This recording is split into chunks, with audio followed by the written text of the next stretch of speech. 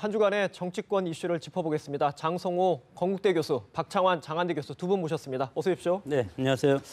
예, 장 교수님. 네. 저 이번 주가 국감 마지막 주간이기도 했고 어제 이제 국회 운영위가 열렸는데 역시 하이라이트였습니다. 국감 운영위가 어제 공방이 됐던 게 일단 미르 K스포츠 재단과 여당에서는 이제 송민선 회고록을 이제 맞불러 놨었는데 좀 어떻게 평가를 하시겠습니까? 국감의 본질적인 측면은 정책 감사인데 정책 감사는 거의 이루어지지 못했다고 봅니다. 내년 대선을 앞두고 여야가 정쟁과 당파적인 이익이 지금 우선되는 그런 시점이기 때문에 특히 이제 뭐 회고록 파문과 최순실 이런 어떤 게이트라는 의혹이라든가 이런 것들 때문에 다른 정쟁에 가려서 국감이라는 본래의 기능이 퇴색되는 그런 안타까운 어떤 국감 기간이었습니다. 예, 하나만 더 여쭤볼게요. 네. 어쨌든 그 와중에 또 하나 주목되는 게 박근혜 대통령의 입장이 나왔습니다. 네. 최순실이라는 이름을 언급하지는 않았지만 어떻게 보면은 뭐 불법이 있다면 처벌해야 된다 이렇게 얘기했는데 이걸 어떻게 해석해야 됩니까? 어떻게 보면은 정면 돌파다라고 얘기하는 쪽도 있고 야권은 발언이 미흡하다라고 비판적인 시선이거든요. 대통령은 임기가 1년밖에 남지 않았기 때문에 앞으로 1년 동안 할 게 산적한데 이런 최순실 사태 이런 의혹 때문에 지금 야당에서 공세가 상당히 치열하고 국민적 의혹도 상당히 강하지 않습니까? 이런 것 때문에 국정이 앞으로 나가는 것이 방해되면 안 된다. 그리고 이제 대통령은 국정의 최고 책임자 아닙니까? 그런데 이런 특정 사안에 대해서 검찰한테 구체적으로 이거에 대해서 처벌해달라 이런 것보다는 엄정 처벌이라는 이것은 대통령이 얘기할 수 있는 저는 최고의 발언이라고 생각을 합니다. 그렇기 때문에 국가기관인 검찰에서 이거에 대해서 의혹이 있으면 의혹이 있는 대로 이거에 대한 실체적인 진실을 파악을 해서 야권이라든가 국민적 의혹을 해소할 수 있는 그런 계기로 삼아달라는 원론적인 입장을 밝힐 수밖에 없는 것이 대통령의 입장 아니겠습니까? 박 교수님 어떻게 보세요? 지금 두 가지 사안, 이제 여권이 주력하는 이슈, 송민수 회고록이랑 야권이 계속 제기하는 최순실 씨 의혹 어떻게 흘러갈 것 같습니까? 지난 일주일 동안 여론의 추이를 보면은 이 송민순 회고록 문제는 여권에서 정말 포화를 다 집중을 했음에도 불구하고 2, 3일 만에 언론에서 사라져 버렸습니다. 그리고 이 최순실 모녀 사건은 뭐 이대 이제 총장 사퇴 논란으로 인해서 정말 뭐 기름을 끼얹은 듯이 온 나라로 진짜 이거 좀 뭐 확산을 이제 거듭을 하고 있는데요. 대통령의 언급이 이제 있었죠. 한 달여 만에 이제 언급을 최순실이라고 하는 이름은 언급하지 않았지만 이 사안에 대한 이야기가 있었습니다. 그런데 이제 그 내용을 보면 자금 횡령에 대해서는 철저하게 수사해야 된다 이런 얘기를 했는데 근데 이 얘기 빼놓고 나머지는 다 취지도 좋고 그다음에 자발적인 이런 대기업의 이런 그 사업 참여를 갖다가 막으면 안 된다. 거의 뭐 그 대통령이 대신해서 해명해 주는 내용이 거의 대부분이었습니다. 자, 어찌됐든 그럼 철저하게 수사하면 좋은데 이 사건이 지금 검찰에서 조사를 들어갔는데 과거에 소위 게이트 사건을 보면 대부분이 중수부라든지 아니면은 특수부 이런 데서 수사를 했었는데 지금 이 사건은 형사부의 검사 처음에 딸랑 3명으로 시작했고 이제 좀 확대돼봤자 5명, 6명이란 말이죠.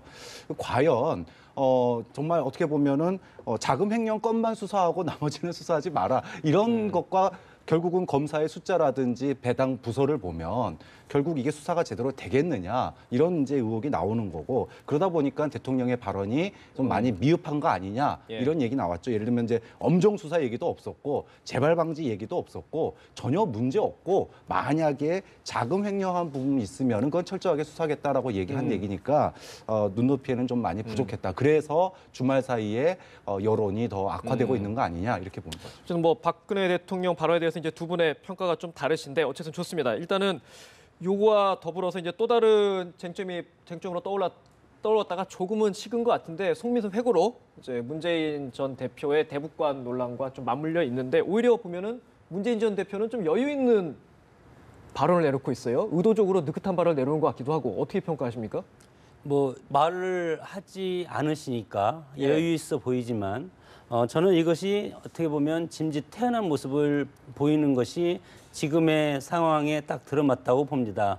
어떤 이러지도 못하고 저는 저러지도 못하고 예를 들어서 이것을 북한과한테 미리 물어봤다. 이렇게 한다거나 또는 찬성한다거나 반대한다거나 어느 한쪽을 선택을 했을 경우에 이거에 대해서는 상당히 후폭풍이 클 것이다. 그래서 어차피 이것은 문재인 대표가 대통령 후보가 되고 나서 대통령 후보가 돼서 대선까지 직행을 한다면 대선이 끝날 때까지 이것은 논란이 될 가능성이 상당히 많고 어느 시점인가는 이거에 대한 팩트를 검찰이라든가 아니면 국정원이라든가 이런 데 있는 자료를 요구해서 이것을 밝혀야 될 그런 시점이 오기 때문에 지금은 뭐 침묵이 금이라고 하지 않습니까? 침묵이 금이라고 하는데 지금 이병환 전 비서실장은 침묵은 금이 아니라 다이아몬드라고 했지만 결국은 문재인 대표는 이거에 대해서 팩트에 대해서는 사실 확인을 언젠가는 한번 해야 되기 때문에 지금은 침묵을 하고 있기 때문에 태연한 것 해서 편안한 모습으로 보이지 않나 그렇게 봅니다. 예, 알겠습니다. 저희가 두 가지 쟁점을 짚어봤고요. 사실 어제 마지막 국감에서 가장 논란이 됐던 건 우병우 민정수석의 불출석 문제였습니다. 결국은 여야 3당이 검찰에 고발하는 쪽으로 가닥을 잡았는데 박 교수님, 이게 이번에도 또 흐지부지 되지 않겠냐? 검찰 고발이 결국 이제 검찰에서 기각하고 그런 수순으로 가지 않겠냐? 이런 관측이 벌써 나옵니다. 어떻게 진행될 것 같습니까? 결국 뭐 불출석을 했죠. 네. 여당이 어정쩡한 자세를 취했습니다. 뭐 적극적으로 나서서 우수석 나와라 이런 것도 아니고 그렇다고 미르나 K스포츠 그 증인들처럼 안건조정위에 신청도 안 했어요. 네. 그러다 보니까 뭐 여야 고발이라고 하는 이걸로 이제 종료가 됐는데 과연 그러면은 고발이 돼서 처벌이 되겠느냐? 뭐 벌금부터 이렇게 쭉 형이 있는데 근데 과거의 사례를 보면은요. 거의 불기소 처분입니다. 그러다 보니까 결국 고발이라고 하는 거는 있으나 마나한 일이고 우수석에 대해서 국감장에 나오지 않았다는 이유로 이후에 뭐 처벌이 되거나 이런 사안으로 가기는 좀 어렵지 않겠느냐. 결국 이렇게 흐지부지 끝나는 거고 결국 남은 이제 기간 동안 미르나 K스포츠 문제랑 엮여가지고 지금 이제 같이 폭로전이라든지 또 정쟁으로 빠지지 않겠느냐라고 보는 게 좀 일반적인 분석인 것 같고요. 그런 점에서 좀 우수석 얘기가 이번 주 다음 주 뭐 이제 뭐 교체가 되는 거 아니냐 이런 얘기가 흘러나오고 있는 것도 이제 좀 뭐랄까 어느 정도 시간이 지나고 또 논란을 갖다가 좀 정리할 필요성을 청와대에서 느낀다면은 뭐 이거 지금 여야 고발까지 된 마당이니까 자체적으로 뭐 사퇴를 하든지 아니면은 뭐 끝까지 이제 또 하나의 이제 정쟁으로 남든지 좀 두 개 중에 하나가 되지 않을까 싶습니다. 뭐 교수님도 이제 검찰이 불기소 처분할 거다라고 전망해 주셨는데 야당도 그런 전례를 모르지 않을 겁니다. 그럼에도 불구하고 야당이 고발에 합의해 줬다. 어떻게 해석해야 되겠습니까? 저는 좀 이제 조금 이제 그 민주당의 처신이 동행명령장에 대해서는 하지 않는 걸로 새누리당과 합의를 해주고 예. 그리고 새누리당과 같이 고발. 그러니까 동행명령을 해서 불응을 하면 5년 이하의 징역 실형인데 그리고 고발을 하면 3년 이하 징역 1,000만 원 이하의 벌금을 하게 돼 있거든요. 그래서 거의 고발을 하게 되면 이제 벌금형에 처할 가능성이 상당히 많은데 이렇게 여야가 강도 차이가 상당히 크다. 이것은 우병우 수석이 이 검찰에서 지금 우병우 일가에 대한 조사를 하고 있지 않습니까? 특별수사팀에서 이것이 10월 말쯤 이것이 결론이 나면 대통령께서 우병우 수석에 대해서 우병우 수석의 어떤 혐의가 있든 없든 우병우 수석을 저는 경질하리라고 봅니다. 경질하든 본인이 사퇴를 하든 그런 차원에서 봤을 때는 뭐 동행명령을 하든 고발을 하든 이것은 우병우 수석에 대해서 집행까지는 가지 않을 거다. 이런 어떤 정치적인 판단이 곁들여 있는 것 같습니다. 형사적 문제보다 이제 정치적으로 해결이 될 것이다. 뭐 10월이 지나면 예. 뭐 아무 의미가 없는 이런 어떤 절차라고 저는 생각을 하는 것 같습니다. 네, 알겠습니다. 뭐 이 사안은 요 정도에 정리를 하고요. 사실 지금 이제 정치권의 또 다른 쟁점으로 핫하게 떠오른 게 이제 제3지대론입니다. 바로 어제 그저께죠. 손학규 전 대표가 탈당하면서 이제 제7공화국을 열겠다라고 일성을 내놨습니다. 개헌하자 그건데 박 교수님, 네. 새 판짜기 움직임이 당장은 조금 힘을 받는 듯합니다. 그래서 그렇죠. 그렇게 이제 갈까요? 어떻게 될까요? 사실 그동안에 뭐 대선 주자 지지도라든지 이런 걸 네. 보면은 또 국정의 뭐 사안도 그랬고 사실 제3지대가 나올 만한 그런 그 여지가 없었거든요. 근데 정말 오래간만에 이제 지금 소위 문재인 대표의 이 회의록 문제가 회고록 문제가 터지면서 손학규 고문이 이 찬스를 갖다가 놓치지 않고 이제 정계 복귀를 하면서 탈당을 했기 때문에 제3지대론이 오래간만에 이제 다시 불이 좀 지펴졌습니다. 이제 언론들의 일반적인 평가를 보면은 이런 게 전제가 되면은 파괴력이 클 것이다. 이렇게 전제가 붙어 있어요. 예를 들면은 뭐 호남이 따르고 그다음에 개헌이 연계되고 또는 거기에 뭐 김종인 전 대표라든지 또 뭐 그 비박계라든지 이런 인물들이 가세할 경우에 제3지대의 파괴력이 커질 거다라고 하는 이런 전망들이 계속 나오고 있는데 이제 문제는 그런 전제가 너무 많다라는 겁니다. 그래서 오래간만에 불이 지펴지긴 했지만 새 판짜기에 과연 야권 내에서의 어떤 흔들림은 크겠지만 여야 지금의 어떤 구도에 커다란 변화를 가져오기까지는 그러려면은 거쳐야 될 길이 너무 많다. 그래서 아직 뭐라고 얘기하기에는 좀 이른 거 아니냐라는 생각이 듭니다. 지금 뭐 교수님이 호남 얘기를 하셨잖아요. 이제 손학규 카드 하나 가지고는 홀로 서기는 쉽지 않을 테고 여러 조건이 돼야 되는데 안철수 전 대표와는 공조하겠다라는 분위기잖아요. 그러면 한 가지 조건은 좀 마련이 된 거 아닌가요?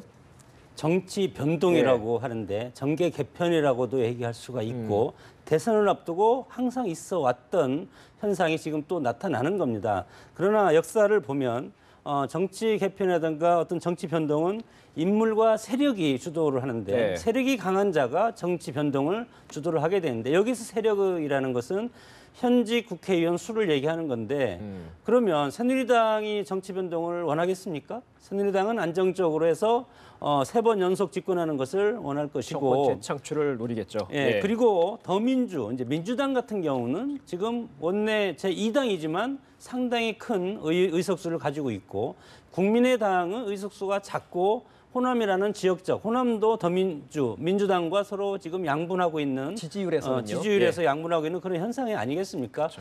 이런 차원에서 세력이 없는 손학규 전 대표 그리고 안철수 의원 이분들이 주도하는 정계 개편은 이루어질 수가 없을 것이다. 어떻게 보면 찻잔 속의 미풍으로 그칠 가능성이 저는 상당히 많다고 봅니다. 그렇게 봤을 때 야권에서의 정계 개편은 1단계 안철수 의원과 손학규 전 대표 간의 1단계 그리고 2단계 마지막에 민주당의 문재인 대표라든가 기타 안희정 의원, 지사 이런 분들에 의해서 마지막에 야권 간에는 연대 전략이 가능할지도 모르지만 새누리당을 포함한 전체적인 이 흐름이 깨지는 그런 정계 개편은 저는 상당히 어렵다 그렇게 봅니다. 지금 두 분 말씀하신 게 손학규 안철수 연대를 넘어서서 안철수 의원 외에 다른 호남권 의원들까지 가세해야 된다 그런 지적이신가요? 호남만 가지고는 되지 않습니다. 충청권까지 왜냐하면 TK, PK 그리고 충청 뭐 이렇게 지금 호남 이렇게 연결이 돼 있기 때문에 PK와 TK에도 약간 다른 각도로 볼 필요가 있지만 그러나 호남만 가지고 정계 개편이 이루어질 수는 없다고 봅니다. 그 손학규의 이제 정치라는 건 이제 국회의원 현직 의원의 머릿수 아니겠습니까? 세력 싸움인데 지금 손학규 전 대표를 따라서 추가 탈당한 인사가 삼선의 이찬열 의원 한 명입니다. 추가 탈당이 더 있을 수 있겠습니까? 뭐 당분간은 없을 것 같아요. 그러니까 손학규 고문이 뭐 이제 앞으로 어떤 행보를 보이느냐에 따라 다르기도 하겠지만은 일단은 당 내에서 지금 뭐 10명이 갑자기 나온다 그래가지고 이 구도가 변하는 건 아니거든요. 손학규의 의원들은 10여 명에 이르잖아요. 그렇죠. 지금 뭐 적게는 10명, 많게는 20명까지 보는데 이분들이 나와서 갈 데가 필요합니다. 근데 아직 제3지대는 만들어지지 않았어요. 아까 말씀하셨던 뭐 손학규 더하기 안철수가 사실은 손학규계가 안철수계로 흡수되는 걸 의미하는 거지 이게 새로운 제3지대는 아니거든요. 그렇다고 본다면 지금 이찬열 의원 같은 경우에는 뭐 아직도 손학규 전 고문을 대표님이라고 부르면서 그러니까 이제 대변인격으로 앞으로 이제 대외적인 활동을 하기 위한 대변인격으로 한 명이 이제 전담 마크가 된 거고요.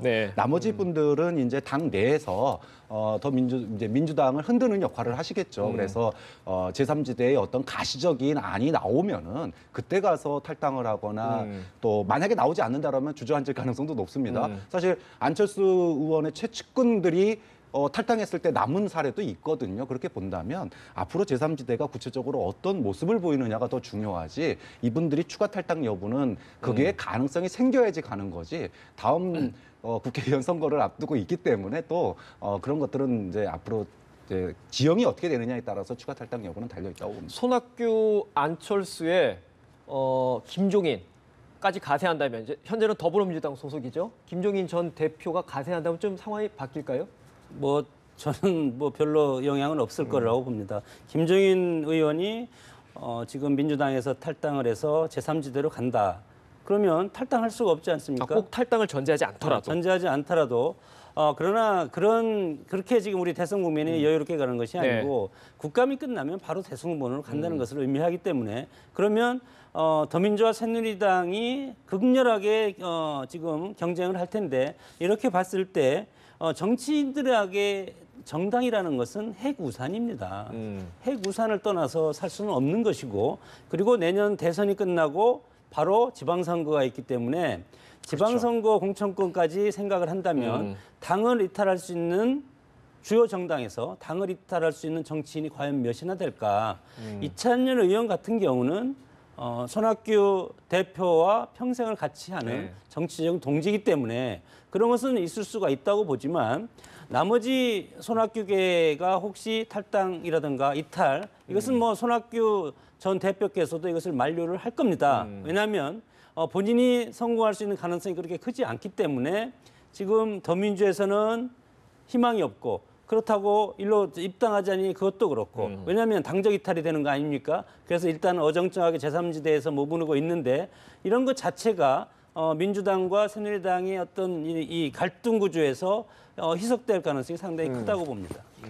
그래서 지금 김종인 전 대표가 여기에 합류하는 것으로서 과연 얼마만큼 효과가 있겠느냐. 근데 지금 얘기하시는 게 뭐 제7공화국이 개헌을 얘기하는 거긴 하지만 개헌을 얘기하시는 분들의 뉘앙스가 너무 다 다릅니다. 그러니까 개헌을 해야 된다라고 하는 거는 정치권 전반이 동의하지만 어떤 개헌을 해야 될 것이냐, 어떤 권력 구조를 가져야 될 것이냐는 사실 다 동상이몽이거든요. 사실 김종인 대표 같은 경우에는 친노도 친박도 아닌 뭐 비패권 지대를 얘기를 해요. 그리고 비박계, 새누리당 비박계 같은 경우에는 연정론까지 이제 뭐 얘기를 하고 있는데 저는 최소한 제3지대가 내년 대선에서 구체적인 어떤 위협, 소위 친노와 친박에게 위협이 되려면은 새누리당이 분당되고 비박계가 탈당하지 않는 이상 저는 제3지대가 현실적인 힘을 갖기는 어려울 거라고 보거든요. 즉 야권 내에서 아무리 이합집산을 하더라도 그거는 야권 내에서의 차찬 속의 폭풍이지 그것이 대선이라고 하는 인물 중심의 선거에서는 그렇게 큰 효과가 없는 것이기 때문에 결국은 이 제3지대가 힘을 받기 위해서는 새누리당의 분당이 전제되지 않는 제3지대는 힘이 없다라고 저는 예측을 합니다. 분당. 그 새누리당 보수 정당에 사실 분당이 거의 없잖아요. DNA 자체가 그런데 이렇게 어려울 거다 보는데 교수님은 어떻게 보세요? 그 새누리당 비박계가 가세하지 않으면 제3지대로는 힘을 받기 어렵다. 근데 그들은 가세할 가능성이 많지는 않다. 이런 시각이 적지는 않습니다. 보수당은 먹을 것 파이가 많고 그리고 헝그리 정신이 사실은 부족하고 그리고 국민의 다수가 지금 보수적인 의식을 가지고 있지 않습니까? 그렇기 때문에 나가면 죽는다는 것을 정치인들은 다 압니다. 그렇기 때문에 나갈 수 있는 그리고 분당할 수 있는 김무성 대표도 최근에 그런 말을 하지 않았습니까? 절대 탈당은 하지 않는다.